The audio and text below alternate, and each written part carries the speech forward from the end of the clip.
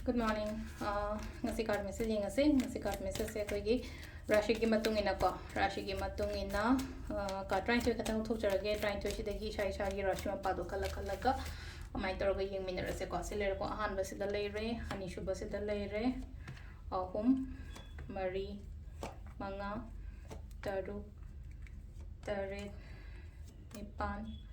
mapan tara Taramathoi,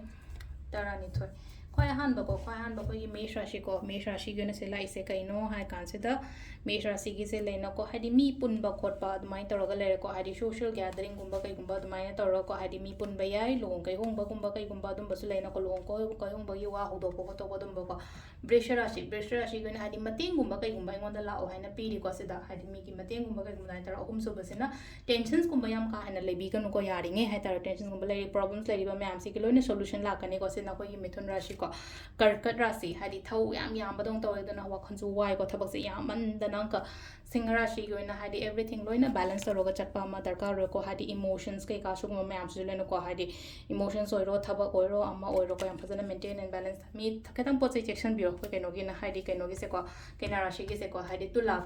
gi na silen se ko hadi give up to ya te ko kona ga daba matam ni ko siksa aduga sisna ki gano